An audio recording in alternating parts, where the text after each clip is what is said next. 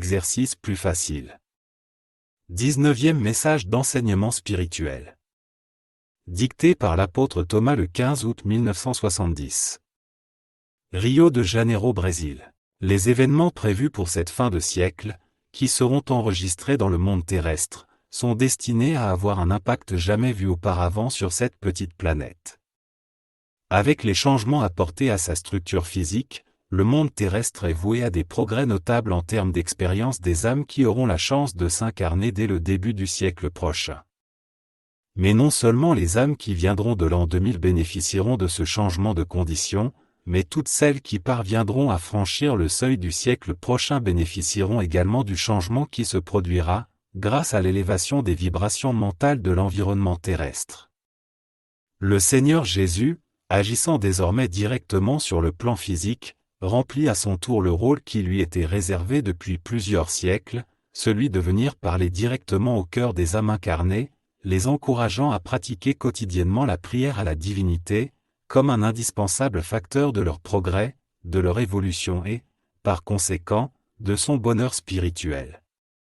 Le Seigneur présente une image de ce phénomène, pour une meilleure compréhension des lecteurs de ses messages.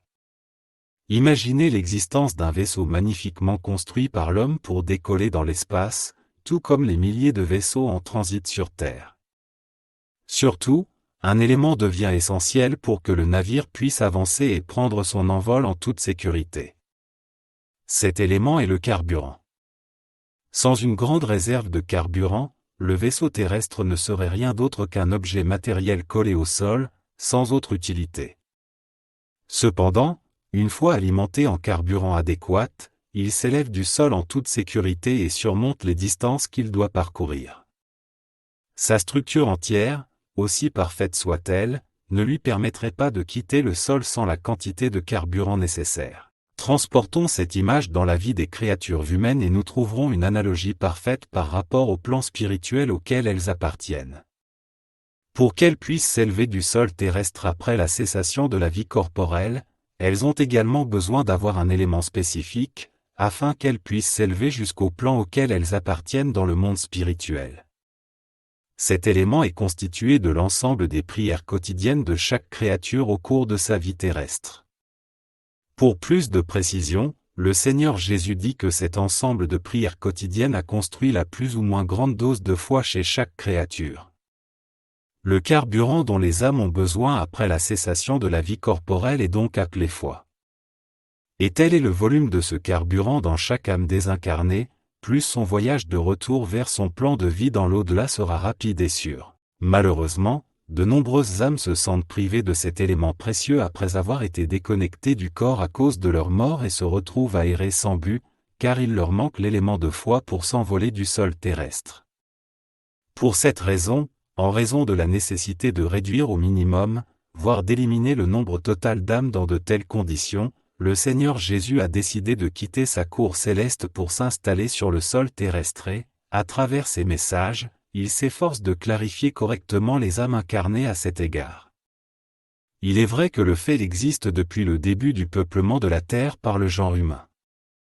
Cependant, au début et jusqu'à il y a quelques millénaires, avec la population peu nombreuse, il était plus facile pour les forces supérieures de rassembler et de diriger les âmes piégées sur le sol terrestre en raison de leur manque de préparation spirituelle. Cependant, comme la population terrestre a augmenté en moyenne de 5% par an dans le monde entier, il s'avère que le nombre d'âmes désincarnées, dans une proportion de 2% en chiffre rond, augmente considérablement le nombre d'âmes non préparées qui restent au contact des incarnés. Il est donc urgent de faire ressentir à tous les hommes et à toutes les femmes le besoin, et pas seulement la commodité, de se préparer avec engagement, d'augmenter leur dose de foi, pas seulement en vue de leur retrait après la mort du corps, mais aussi dans le sens de se projeter sur des plans plus élevés et plus heureux que ceux qui ont quitté le monde spirituel pour vivre leur incarnation actuelle. Ces éclaircissements du Seigneur Jésus ont pour seul objectif d'aider tous les hommes et toutes les femmes à bien se préparer pour entreprendre avec succès le voyage de retour vers le monde spirituel. Ce sont donc des éclaircissements de la plus grande valeur pour tous les êtres humains, et il serait bon que les lecteurs de ces messages les fassent connaître à leurs amis et connaissances, avec la certitude qu'ils leur apportent un grand bien.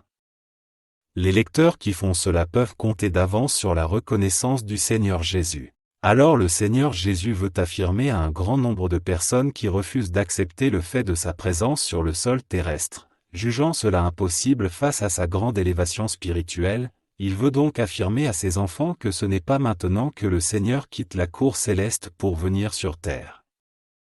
Cela s'est toujours produit depuis que notre Père céleste lui a confié ce troupeau humain à paître et à diriger.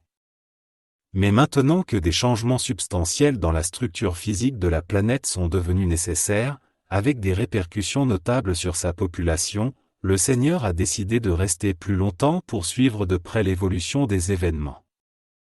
C'est pour cette raison que le Seigneur Jésus a trouvé sur le territoire brésilien le lieu idéal pour son installation, y compris l'instrument médiumnique nécessaire pour recevoir ses messages. Sans l'instrument approprié, il serait très difficile de diffuser les pensées, les conseils et les enseignements que le Seigneur Jésus souhaite transmettre à toutes les âmes incarnées.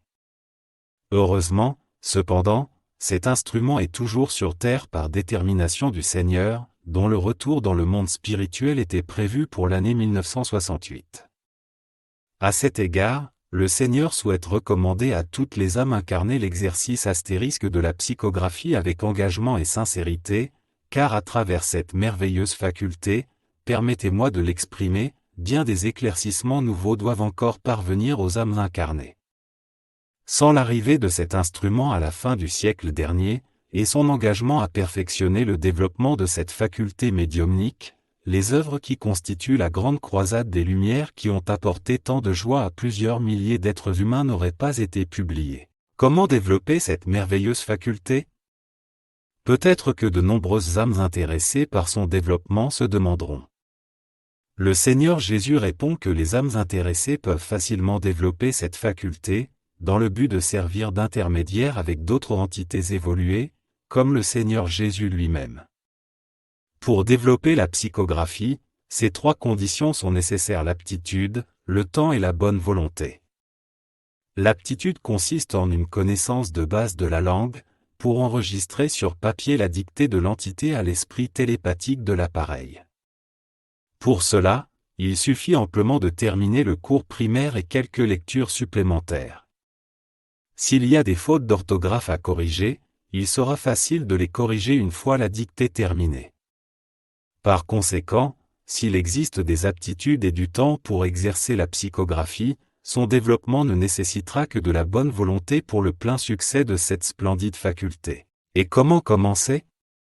Vous demanderez toujours. Le Seigneur Jésus recommande aux personnes intéressées de choisir le bon jour et le bon moment de la semaine et de s'asseoir dans un endroit calme devant une table de n'importe quelle taille, équipée de papier et de crayons pour commencer. Élevez ensuite une prière à la divinité ou au Seigneur Jésus, en demandant la présence d'une entité accréditée pour commencer l'exercice de psychographie. Alors faites attention à ce que vous ressentez ou entendez dans votre esprit télépathique, car ce sera le début de la dictée transmise par l'entité présente.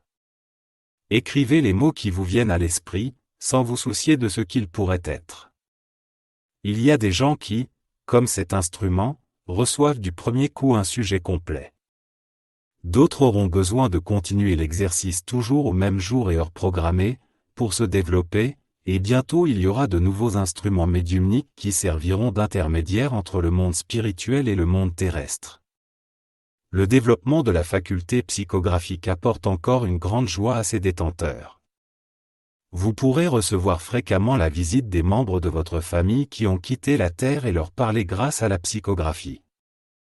Ils se sentiront immensément heureux de pouvoir parler aux êtres chers qu'ils ont laissés chez eux, et aussi entendre leurs paroles, qui leur sont immensément reconnaissantes chez les personnes désincarnées. Ici, les lecteurs ont le processus de pouvoir communiquer à travers la psychographie avec ceux qui ont quitté leur foyer et qui continuent de vivre dans le monde spirituel, aussi vivants et actifs que s'ils restaient sur Terre. Pour plus de précision, le Seigneur Jésus informe qu'il existe des milliers d'âmes dans le monde spirituel désireuses de découvrir sur Terre un médium capable de travailler avec lui psychographiquement, dans la diffusion de conseils et d'enseignements très utiles. Il existe même des érudits et des scientifiques désireux de transmettre à la Terre leurs études perfectionnées dans l'au-delà, autour de nouvelles découvertes qui pourraient grandement servir le progrès terrestre. Pour cela, ils ne dépendent que d'un instrument médiumnique capable de recevoir fidèlement leurs idées à travers la psychographie. Mais il y a même des écrivains, poètes, musiciens, peintres, sculpteurs et autres artistes qui aiment beaucoup entrer en contact avec des âmes incarnées pour transmettre leurs idées. Il reste pour l'étude des heureux lecteurs de ces messages, une poignée d'idées de grande valeur, dont il sera facile de profiter puisqu'il n'y a aucune dépense pour les recevoir. Le Seigneur Jésus se sentira très heureux si certains de ses lecteurs acceptent de travailler comme intermédiaires dans le monde spirituel, et ils seront très heureux un jour lorsqu'ils contempleront depuis l'au-delà l'œuvre qu'ils ont pu accomplir sur terre avec les entités spirituelles. Le Seigneur promet à chacun une belle récompense pour le service divin à son retour de la terre. C'est l'un des innombrables exercices que vous trouverez dans les messages.